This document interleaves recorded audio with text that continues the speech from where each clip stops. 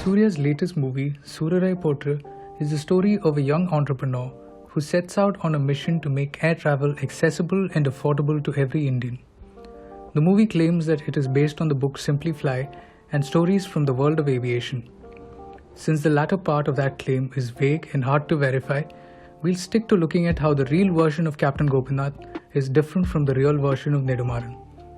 Before we proceed, do know that there will be spoilers in this video, so you might want to watch the movie before you watch this video. So let's get started. The movie shows Maran's life as a farmer trying to make something out of a barren patch of land awarded to his family as compensation for land taken away by the government for building a dam. This is true to real life, as Captain Gopinath took an early retirement from the Indian Army and established an ecologically sustainable farm on land that was awarded to his family as compensation for land taken away to build a dam. As described in the movie, the land was mostly barren, and Captain Gopinath used innovative farming methods to turn things around. He went on to start a motorcycle dealership, an Udupi hotel, and a helicopter company before he started Air Deccan. He even contested in an election before starting his airline business. As mentioned earlier, Captain Gopinath served in the Indian Army and not in the Indian Air Force. He served as a commissioned officer in the Indian Army for 8 years and fought in the 1971 Bangladesh Liberation War. One major distinction between real and real life was that Captain Gopinath does not seem to have had any issues with his superiors in the army. In fact, their relationship was so good that one of them went on to become the chairman of Deccan Aviation. In the film, Maran goes on to join the Air Force after a fight with his father, and it is implied that he does not get to meet his father again. In real life, Captain Gopinath does not seem to have had a strained relationship with his father. Like in the movie, his father was a school teacher and homeschooled him till the 5th standard.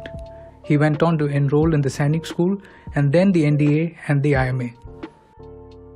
Since the rift between Maran and his father was an aspect of fiction, it is needless to say that an inability to board a flight to get to his father's funeral on time wasn't the cause for the birth of Air Deccan.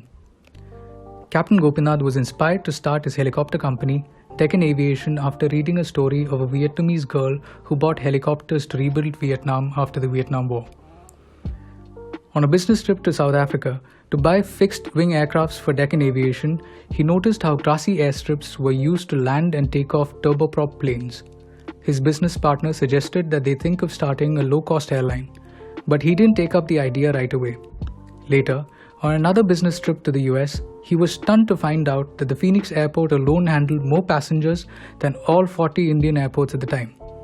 This is when the idea of a low-cost airline took root in him. The movie shows Maran making multiple futile visits to the DGCA to get permission to start his airline. He then meets President Kalam through a clever ploy to push the DGCA into giving him clearance. In real life, Captain Gopinath did not face as many problems with clearance for Air Deccan. However, he had to run from pillar to post to get clearance for his helicopter company, Deccan Aviation.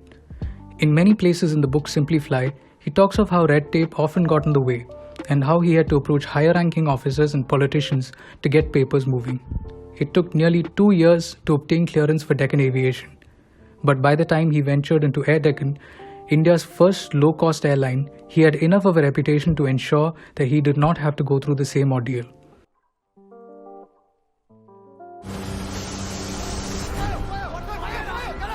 The movie shows the inaugural flight of Air Deccan getting grounded due to a fire in one of the engines. This did happen in real life, but not on the first flight. A fire broke out in the propeller exhaust of the inaugural flight of the Hyderabad-Vijayawada route. The flight had VIPs like BJP President Venkaiah Naidu, Civil Aviation Minister Rajiv Pratap Rudy, and other political leaders on board. As shown in the movie, Captain Gopinath's wife did run a bakery. It is also true that it was she and her family who came to meet the prospective groom when he was nothing but a struggling farmer. But they got married soon after, and Bhargavi joined Captain Gopinath at his farm, and they had 2 children before Air Deccan was founded.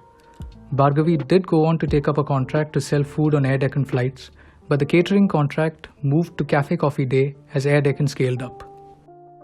Soorarai Pottru's antagonist, Paresh Goswami, who runs Jazz Airlines, seems eerily similar to Naresh Goyal, the founder-chairman of Jet Airways. In the movie, Paresh uses every trick in the book to make sure that Maran's venture does not take flight. In real life, however, the top airlines of the day, Jet Airways, Sahara, and Indian Airlines did not take notice of Air Deccan till much later, as Air Deccan's focus was mainly on Tier 2 and Tier 3 cities. Naresh Goyal seems to have made many remarks about the safety of Air Deccan, and it is alleged that he even tried to use political pressure to fight Air Deccan. Jet Airways and Indian Airlines also tried discounting ticket prices to undercut Air Deccan. But the real rivalry seems to have been between Air Deccan and other carriers that sprouted up soon after. Chief among them being Kingfisher. In the movie, Vimal Balaiya offers to buy Maran's Airlines for 16 crores. It does not take a detective to deduce that Balaiya is modelled after Vijay Mallya. In real life, Mallya seems to have offered to partner with Captain Gopinath before launching Kingfisher, an offer that Captain Gopinath refused politely. Mallya went on to start Kingfisher and started poaching Air Deccan's talent. This led to a lot of problems for Air Deccan as they were losing talent faster than they could recruit and train them.